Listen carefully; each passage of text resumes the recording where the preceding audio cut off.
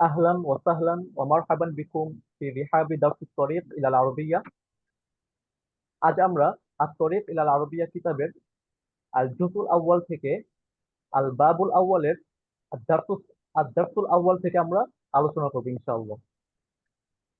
এখানে এই দার্সে আমরা কিছু আরবি মুফরদাত শিখব। মুফরদাত মানে হচ্ছে শব্দার্থ, এবং সেই শব্দার্থগুলোকে আমরা ব্যবহার করে কিভাবে আমরা সেন্টেন্স তৈরি করব, বাক্য তৈরি করব, এবং এগুলোর মাধ্যমে কিভাবে আমরা প্রশ্ন করব, এগুলো আজ আমরা এই পার্ট থেকে জানবো ইনশাআল্লাহ।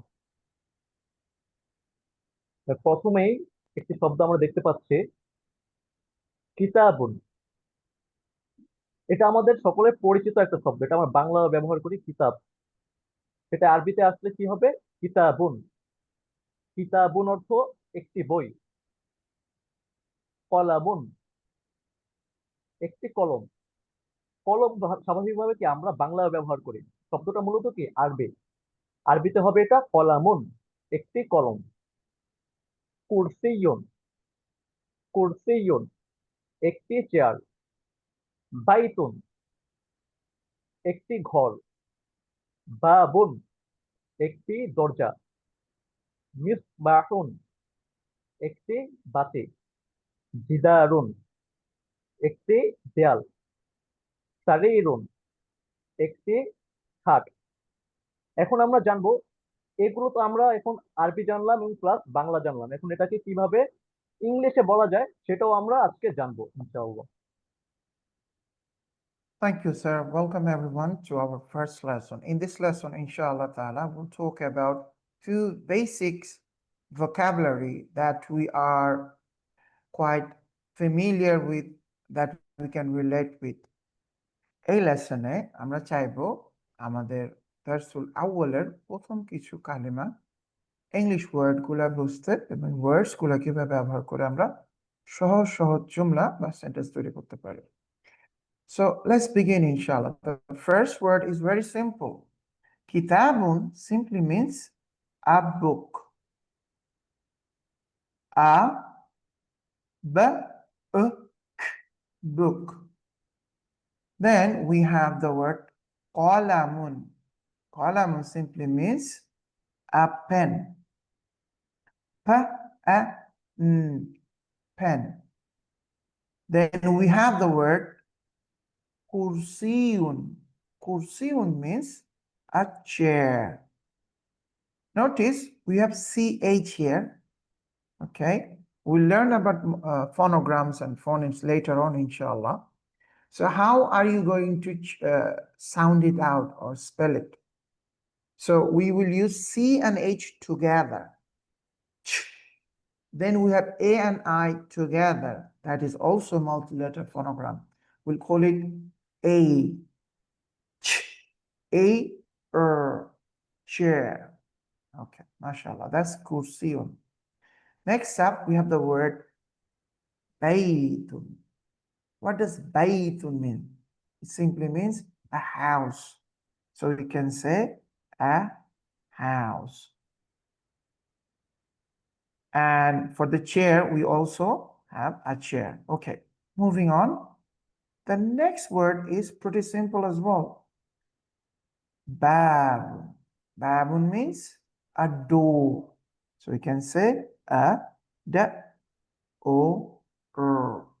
Notice double O can have number of phonemes. In the first one, we have O.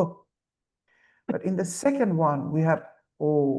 D, O, R, door. So, babun ortho ki? Door. Yes, bolo. Door, a door. Ekti doroja. Then we have miftahun, right? Misbahun. What does misbahun mean? Misbahun simply means a light bulb, বা একটি বাতি. So you can say a light bulb. So how are you going to spell it? A when we use the schwa sound, a. Then o, I. See, I use 3 fingers. So আপনি এখান থেকে এই পর্যন্ত একসাথে উচ্চারণ করবেন। এটাকে আমরা বলি 3 letter I. O, I, T. A light. Then we have bulb. এটা কি উচ্চারণ করব? B, O, B. Bulb. Bulb. So, U is a vowel, as we know. Your অনেকগুলো সাউন্ড আছে। সিম্পলি এভাবে এতটুকু মনে রাখলে আপাতত চলবে। আমরা ইউ এর আর অন্যান্য সাউন্ড নিয়ে পরবর্তীতে আলোচনা করব। ইউ শুধু ইউ বলে না, ইউ বলে আ, ও, ও। এই ক্ষেত্রে কি হচ্ছে, আমার যদি ভুল না হয়, ব, ও, ও, ব, bulb, bulb. Okay. Next we have একটি দেয়াল, যার আরবিক হচ্ছে জিদারুন। Well, আমরা জানি দেয়াল very common word, we can say a wall, বা আমরা বলতে পারি a wall. Wall বা wall দুইটাই ঠিক আছে। ব্রিটেনে বলতে পারে wall, ইউএসএ তে বা নর্থ আমেরিকা বলতে পারে wall. So either of the cases দুইটাই ঠিক আছে। আমরা বলতে পারি a wall অথবা wall. এটা কিভাবে হলো তাহলে?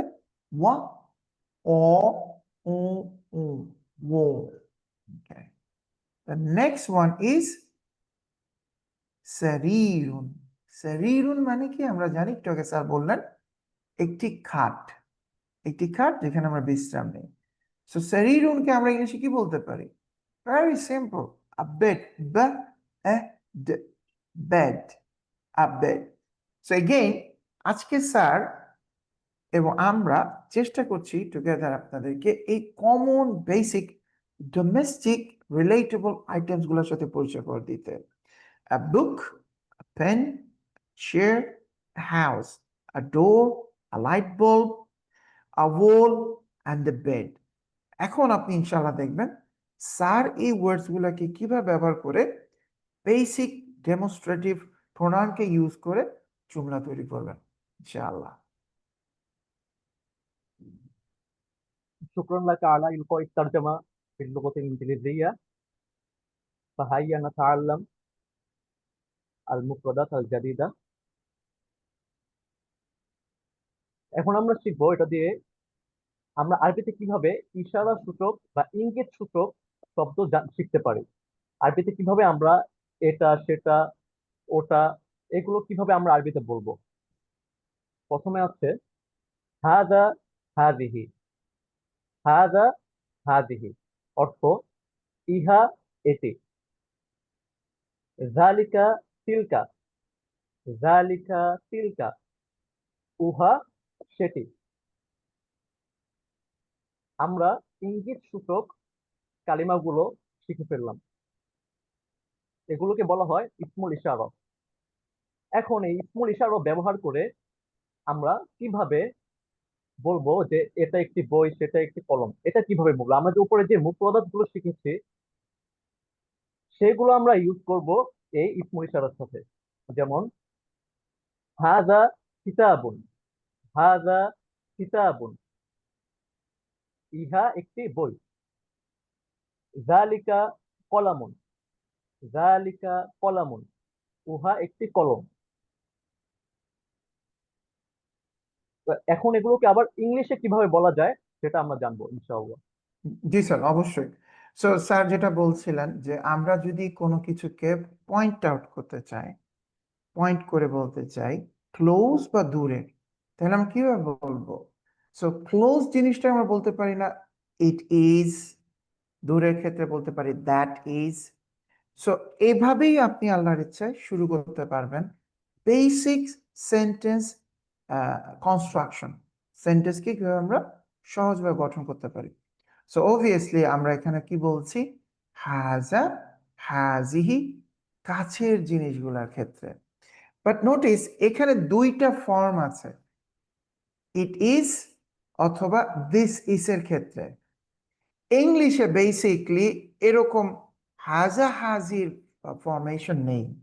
বা এইরকম ডিস্টিংগুইশ করা হয় না, কারণ স্যার হয়তো আপনাকে বলবে ওয়ার্ডের শেষে আপনার ওয়ার্ডটা যে এন্ড হচ্ছে তার ভিত্তিতে আপনার ডেমনস্ট্রেটিভ প্রোনাউনটা চেঞ্জ হয়, এটা স্যার হয়তো আগামীতে বলবে আপনাকে, বাট ইংলিশের ক্ষেত্রে এটা না। So, আমরা যদি বলতে চাই for example this is a pod, so এটা এখন এই এই যে কোনো ওয়ার্ডের ক্ষেত্রে, বা ধরেন আমি বলতে চাচ্ছি এটা একটা ফোন, রাইট? সো ফোন বা পড দুইটার ক্ষেত্রেই আমরা যদি বলি this is a phone, this is a pod, ঠিক আছে, কোনো সমস্যা নেই। অথবা আপনি অন্যভাবে বলতে পারেন it is a phone, it is a pod. তাহলে কাছের ক্ষেত্রে আমরা কি বলবো? আমি যদি এখানে একটু লিখে দিই, কাছের জিনিসগুলোকে পয়েন্ট করার ক্ষেত্রে আমরা বলবো দিস ইজ, দেন আপনি আপনার যে ওয়ার্ডটা আছে বা কালেমা আছে ওটা ইউজ করলেন, অথবা আপনিও বলতে পারেন ইট ইজ, দেন আপনি যে ওয়ার্ডটা দিলেন, সে ফর এক্সাম্পল আপনি বললেন আ পেন, ওকে, বা আপনি এখানে বলতে পারেন আ হাউস, ওকে। সিম্পলি আপনি যদি বলেন it is a house, it is a pen, it is a chair, is absolutely fine. তাহলে গঠনটা কি? ইট ইজ, দেন আপনার শব্দটা, অথবা দিস ইজ। কখন? কাছের ক্ষেত্রে। আচ্ছা, এখন আমি আপনাদের অন্য রং দিয়ে একটু দূরের জিনিসটা বলি, ওটাও ইকুয়ালি খুব ইজি, খুব বেসিক, হয়তো আপনি অলরেডি জানেন যে দূরের জিনিসগুলো আমরা কি বলবো? That is. For example, that is a wall, that is a tree. বা আমি আমার জানার উপর দিয়ে দেখছি একটা পুকুর আছে, দ্যাট ইজ এ পন্ড। তো তাহলে আমরা কি বলতে পারবো? Simply that is. That is দিয়ে সিম্পলি আপনি আপনার ওয়ার্ড বলতে পারবেন। সো এগেইন, ওয়ার্ডস গুলা আপনি যদি জানেন, কাছে এবং দূরের তাদের অবস্থান সম্পর্কে যদি বলতে চান বা পয়েন্ট করতে চান, কাছের ক্ষেত্রে বলবেন this is a table, this is a glass or pair of glasses.